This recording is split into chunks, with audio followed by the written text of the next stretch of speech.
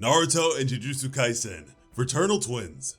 Most anime and manga enjoyers at least know of Naruto even if they aren't fans of the series. With that kind of prominence behind it, there was little chance that Kishimoto's work wouldn't inspire more recent ones. One such manga is Gege's Jujutsu Kaisen. Though their story tones may be different, the two series have a lot in common, and we are going to be touching upon things like the three main characters and clan divisions to show just how much overlap there actually is. And don't worry, we'll also be talking about the Kakashi and Gojo parallels. First things first, we cannot ignore the fact that they are both created for the shonen demographic and considered battle manga that rely on comedy and action to progress the story. But beyond that, the worlds themselves can seem similar. World building. For one, in Naruto, most characters are part of clans and practice specific techniques due to that. At the same time, there are a number of clans that are the primary focus, such as the Uzumaki, Uchiha, and Hyuga clans. These well-known clans also tend to clash with each other or impact the story in big ways, causing destruction or influencing younger generations to break off from them. An example of this is how the entire Uchiha clan was decimated by its own member, Itachi, as a request from the Land of Fire. Similarly, though not a mission, Maki was asked to get rid of the Zenin clan as a final request from her twin sister Mai. The big families in Jujutsu Kaisen are Gojo, Zenin, and Kamo, which can be reflected in the three clans I mentioned earlier. And that is despite Naruto having many more clans in its series. Putting aside the Zenin Uchiha comparison, let's now consider the Gojo and Uzumaki clans.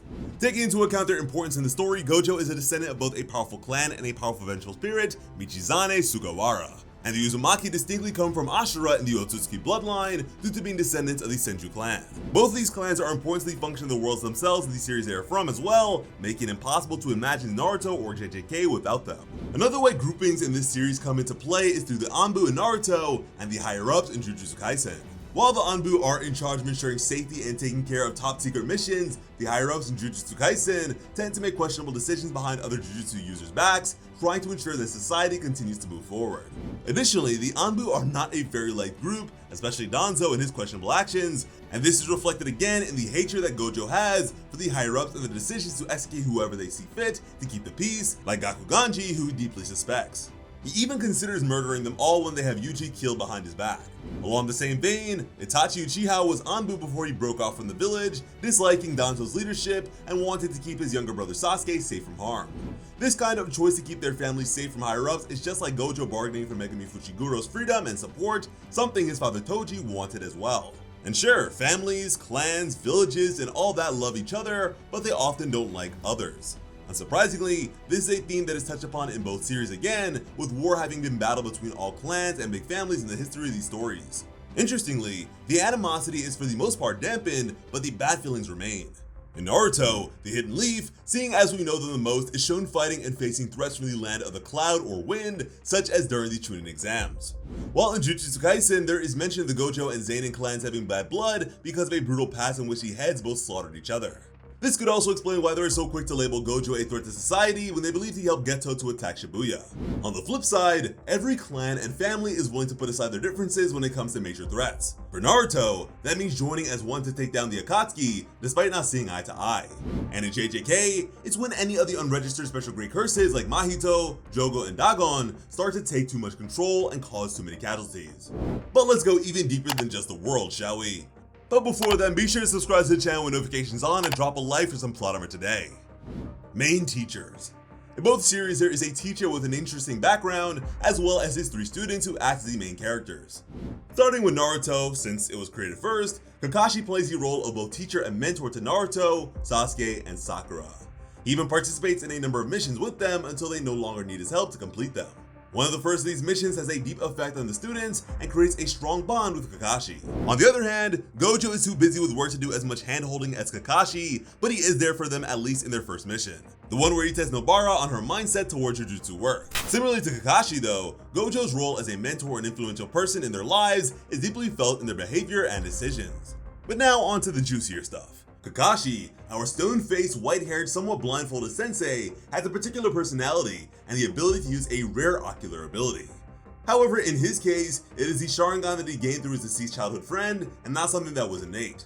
Regardless, the rarity of the Sharingan makes it valuable, especially considering the clan it stems from was almost completely wiped out.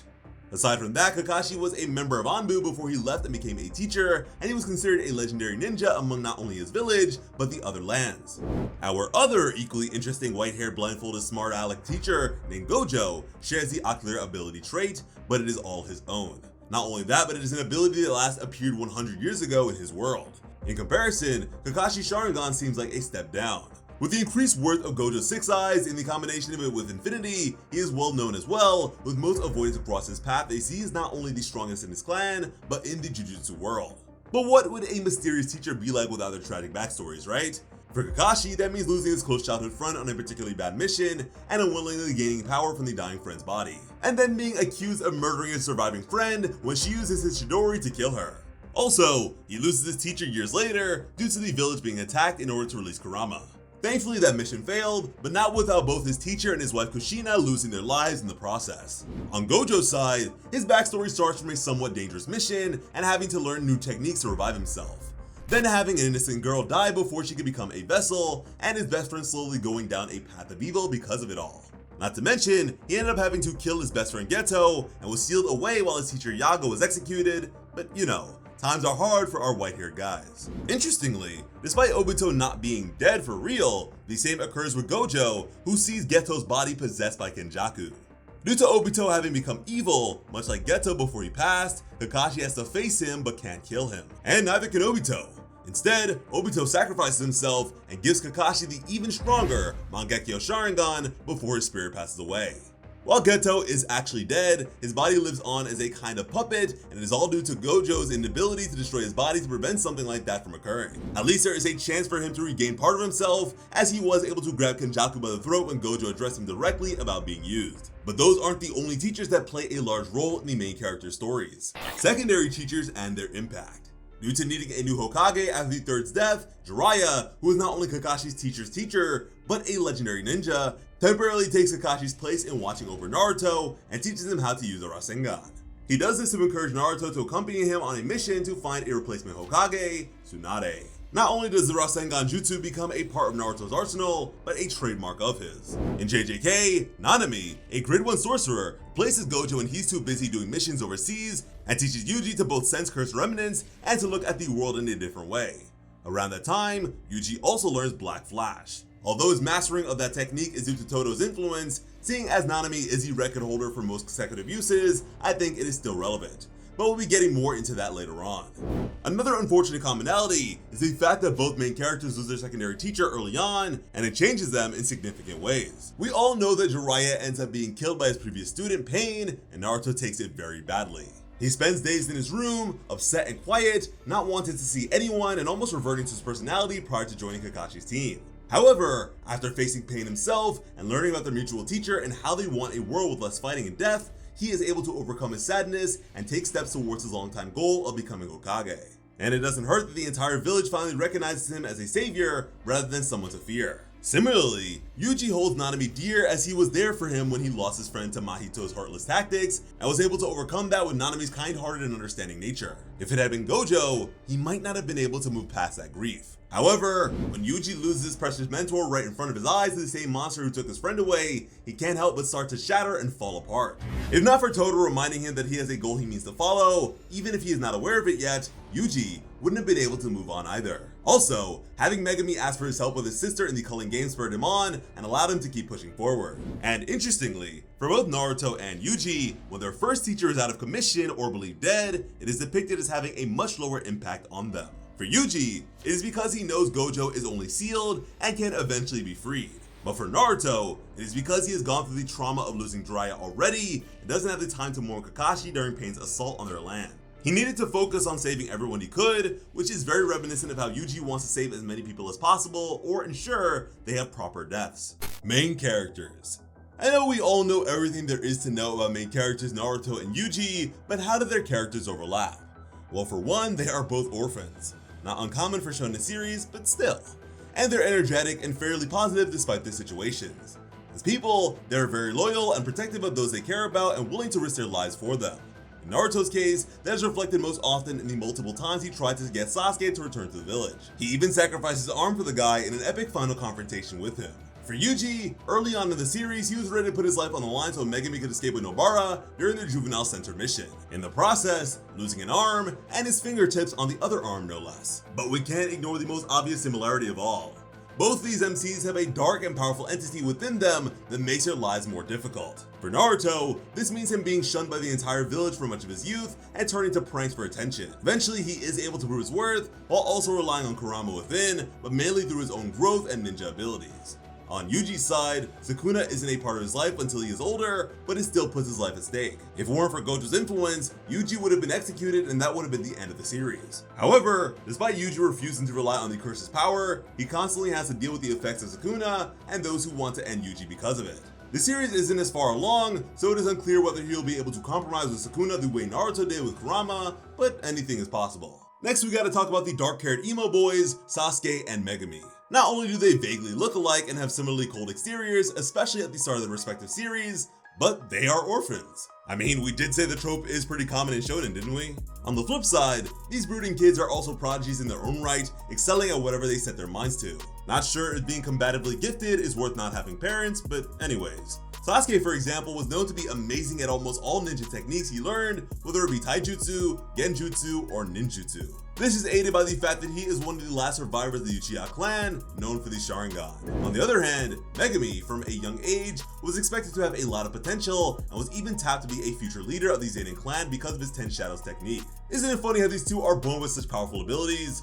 Not only are they gifted, but they are both rivals with their respective main characters and constantly trying to prove they are better than them. For Sasuke, this doesn't show its face much until Naruto comes into his own during the Chunin exams or when he faces people like Zabuza. But for Megami, this occurs after Yuji is able to learn Blast Flash from Todo and uses it against Special Great Curse Hanami. And on a darker note, someone within their families ended up killing their entire clans due to them being corrupt in many ways. Sasuke found out his older brother Itachi was he wanted to slaughter everyone, but he couldn't kill off his own brother. Whereas the Zenin clan was completely taken down by Maki, who couldn't forgive them for what they had done to her sister Mai. With that said, a big difference is that Sasuke actually liked his clan, while Megami didn't know much about them and only seemed to like Maki.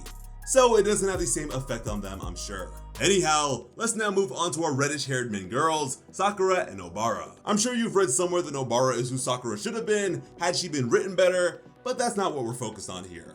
Are they alike? Yes. See, not only are they both hotheads with strong personalities and loud voices, but they're also comfortable in their femininity and don't shy away from trying to be attractive. Sakura may seem more this way than Nobara, just due to the latter's tomboyish ways, but the first time we see Nobara, she's arguing with a recruiter about wanting to be a model. That should say something about her and her outer beauty. In terms of power, they both begin at an average level and grow exponentially as the series progresses. Sakura is able to use ninjutsu and the like, but not to any amazing degree. But once she begins training with Tsunade in both healing and power moves, she becomes an essential piece for later, more dangerous battles. Likewise, Nobara has her straw doll technique, which was passed down to her, but as she works alongside Yuji and Megami and keeps getting pulled into dark places, she eventually learns how to use Black Flash and becomes a critical team member. Emotionally, these girls are good at pretending they don't care or acting mean or rude, but it's just that, an act. Sakura is much less capable at hiding her emotions at first, but with Sasuke's descent down his dark path, she starts to close off her feelings to protect herself. Even during the war arc, she lies and pretends she doesn't feel deeply for Sasuke, even while her blank face gives her away. Along the same vein, Nobara denies being upset over Yuji's temporary death, but she can't hold back the tears moments later. And she also acts as though she doesn't need anyone, besides those she saved seats for, but asks Yuji to tell everyone they work with that her death at Mahito's hand wasn't so bad. I'd say that is pretty compassionate. There's probably tons and tons more comparisons to be made with these three, but I feel as though it is time for us to move on to the powers and techniques of these two popular series instead. Competing techniques. For this section, we'll be looking at how opposing power types or techniques play a big role in both series, and also how the same kind of conflict in Naruto can be seen in JJK.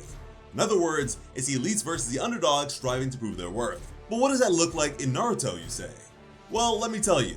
If you can use genjutsu, it is possible to easily turn the tide of a battle in your favor, regardless of how good your taijutsu or ninjutsu is. Someone like Itachi Uchiha, who excelled at all forms of ninja techniques, still relied heavily on his Sharingan to trap his opponents in an illusion, such as Black Dream. Another example of someone like this would be Pain, who could use his Rinnegan to control 6 bodies at once while he hid elsewhere. These mental techniques come head to head with those who can't use them. For Pain, it is against Naruto, who instead uses the Sage Mode, which powers up his already known techniques with natural energy chakra. But then there's people like my guy, who puts all his faith in taijutsu and mastered the 8 gates, and was even praised for his fluid usage of that by master genjutsu user Maru Uchiha in their confrontation. Stepping into the curse world, JJK instead puts the spotlight on high curse energy havers and those without, who are called heavenly restricted. Though the context isn't quite the same as those who can master some element and those who can't, the end result is similar. They butt heads, and it causes a lot of friction to show which side is stronger. In the Zenin clan, 2 heavenly restricted people exist, so we will use them as the main example. Toji Fushiguro, a man who left his clan because of the discrimination he was facing for his absence of curse energy, hunted down curse users and whoever else he was paid to. This led him to face one very overpowered Gojo, who had yet to polish some of his techniques. Due to this, it was far from a fair fight. At least until Gojo learned reverse curse technique, and then Toji stood no chance. However, against anyone else, including Geto, who was easily taken down, he did extremely well. On the other hand, Maki Zenin, who faced the same kind of mental abuse, left her clan as well, but couldn't reach her full potential due to not having her restriction fully realized. Once her twin Mai was killed by their father though, not only did the confrontations take the forefront, but her power reached its peak and she easily decimated her own clan in revenge.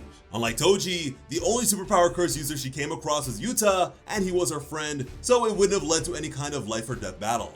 But if it had turned into a fight with her heavenly restricted awakened, that might have ended differently. A big difference is that the heavenly restricted people in JJK tend to be extremely powerful regardless of their lack of curse energy, like Toji, who nearly killed Gojo in their first encounter. Whereas the fighters in Naruto who rely solely on taijutsu or ninjutsu cannot reach the levels of power the most masterful genjutsu users have. Nor are they the strongest in the series, with people like Orochimaru surpassing them easily without even being Uchiha level.